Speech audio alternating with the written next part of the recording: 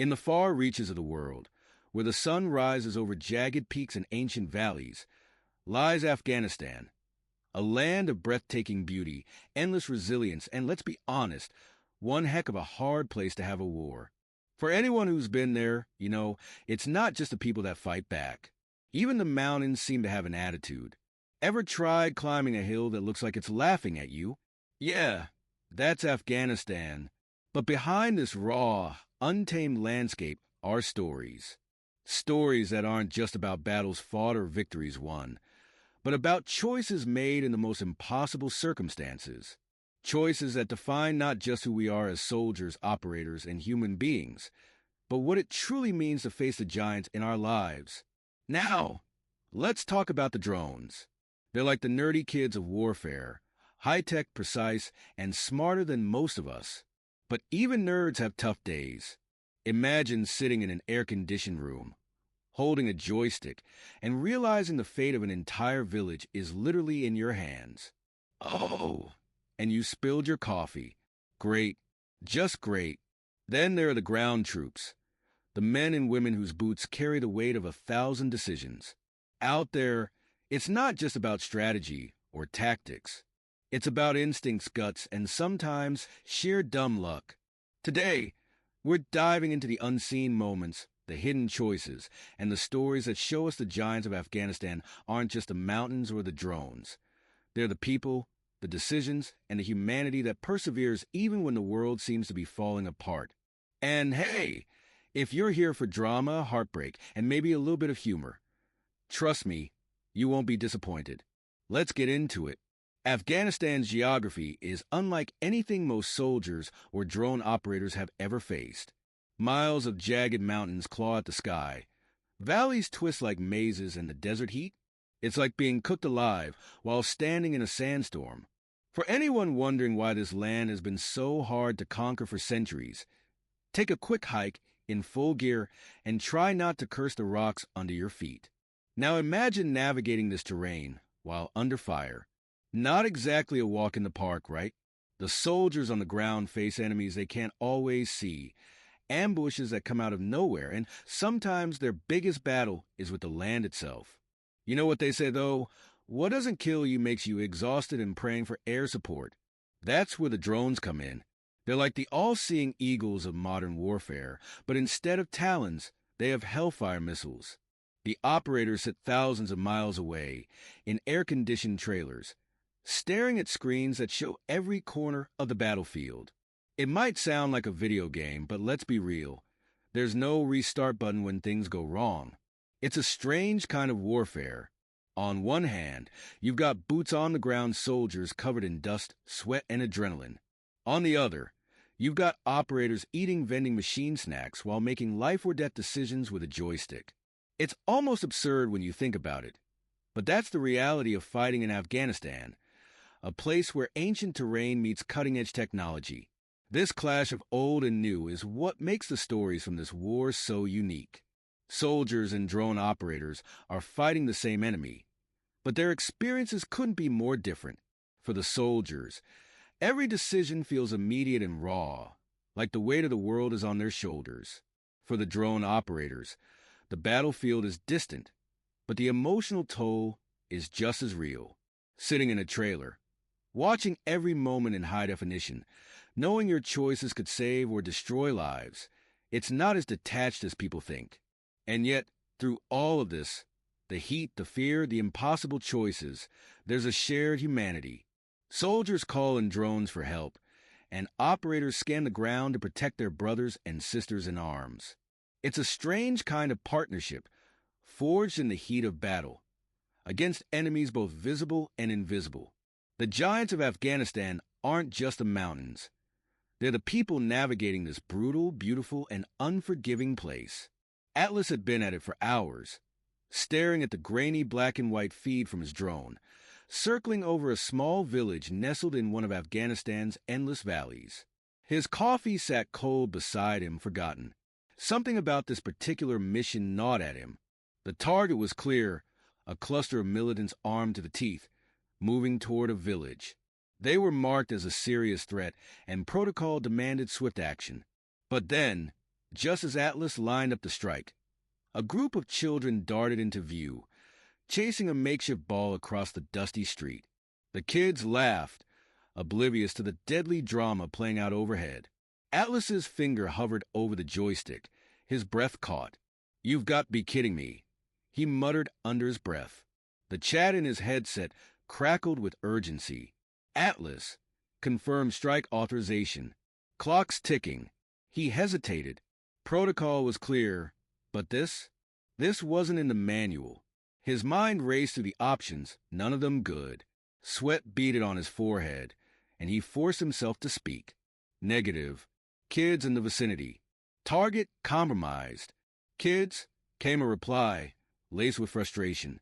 "Atlas, we don't have time." "I'm not bombing a soccer game," he snapped.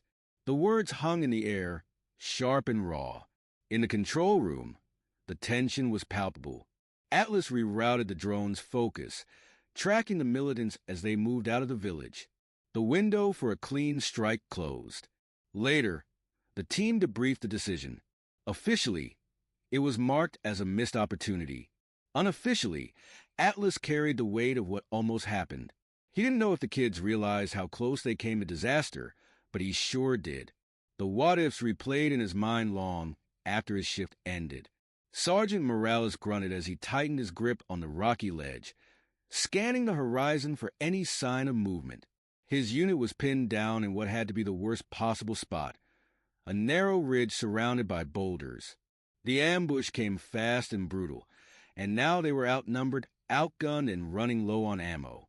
"This day just keeps getting better," Morales muttered. One of his younger soldiers, Private Carter, chuckled nervously. "Hey, at least the view's nice, right?" Morales glanced at him. "If you make it out alive, you can paint it. Now keep your head down." Their only hope was reinforcements, but they were hours away. Morales knew they wouldn't last that long. He thought fast, the kind of thinking that comes when you've been through this too many times before. "Here's the deal," he said, rallying his men. "I'm going to make some noise, give you a window to fall back. You get to the extraction point and radio for backup. What about you, Sarge?" Carter asked, wide-eyed. "I'll catch up," Morales said with a tight smile. It wasn't a lie, exactly. He just didn't expect it to be true. As the sun dipped below the mountains, Morales took a deep breath and broke cover, firing his weapon and yelling like a madman. The enemy fire shifted to him instantly, and he felt the ground explode around him as bullets and shrapnel rained down. It felt like an eternity, but eventually, the sound of distant aircraft grew louder. A drone operator had spotted the commotion and sent support. The last thing Morales remembered before blacking out was the sound of rotors overhead and a voice crackling in his earpiece. "We've got you, Sarge.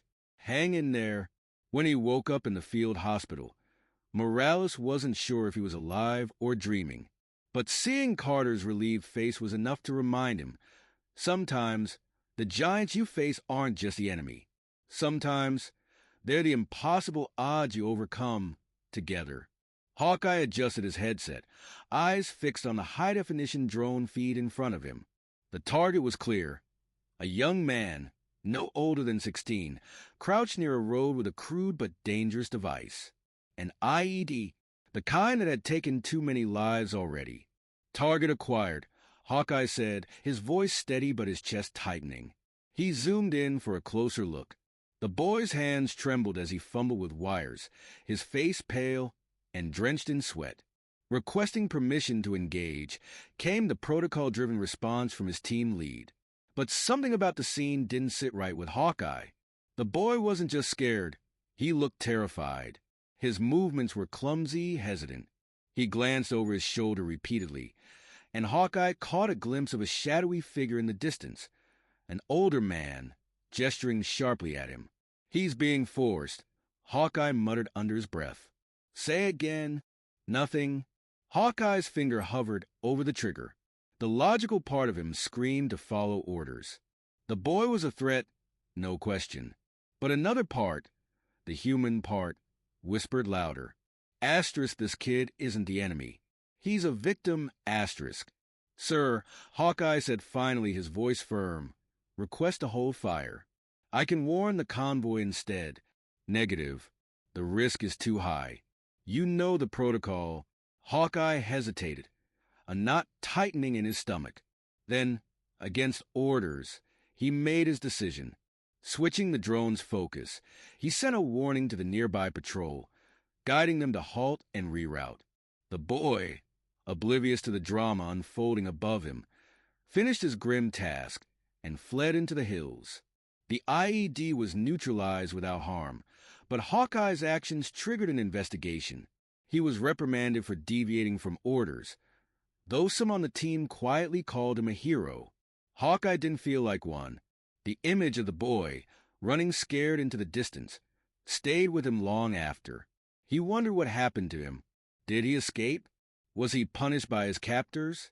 The questions never stopped. But one thing was certain. He couldn't have pulled the trigger. Not this time. The stories from Afghanistan echo with contradictions. Moments of triumph and tragedy, courage and fear, humanity and duty. Soldiers and drone operators, though worlds apart, share a bond forged in the relentless crucible of war. For the soldiers on the ground, every decision feels immediate, raw, and visceral. They see the whites of their enemies' eyes, feel the heat of battle, and carry the scars, visible and invisible, for the rest of their lives.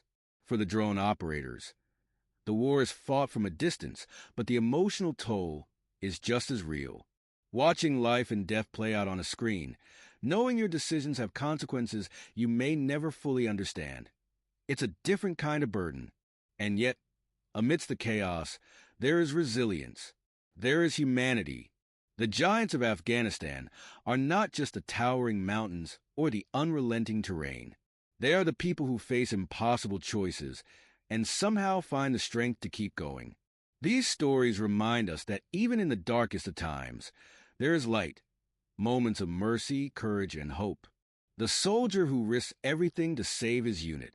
The drone operator who spares a life despite the protocol. The bond that grows between those who fight side by side, even when separated by miles and worlds. As we reflect on these stories, let them serve as a reminder. Behind every decision, every action, there is a human being carrying the weight of the moment. And in the face of the giants, it is our humanity that shines brightest. The Afghan mountains, vast and unyielding, stand as silent witnesses to the stories of war. These peaks have seen the battles, the heartbreak, and the moments of resilience that define both soldiers and drone operators. But now, the sun begins to set on this chapter, casting long shadows over the valleys as the air grows still. It's a moment to pause, to reflect, not on the destruction, but on the humanity that endures. For every story of conflict, there is a lesson. The giants of Afghanistan are not just the towering cliffs or the relentless heat. They are the people who stood their ground, made impossible choices, and carried the weight of those decisions long after the fighting ended. A soldier once said, "You never leave the battlefield. It stays with you, in your thoughts, your dreams." That truth applies to all, whether they fought with boots on the ground or a joystick in their hands. But even amidst the chaos, there's something remarkable. The moments of humanity that pierce through the fog of war. A soldier's selfless act, an operator's decision to spare a life, a fleeting connection between people on opposite sides of an unbridgeable divide. And so, as we leave these stories behind, we are reminded of the resilience of the human spirit, the strength to keep going, the courage to choose mercy, the determination to protect what matters most. The mountains may remain, but the war will fade.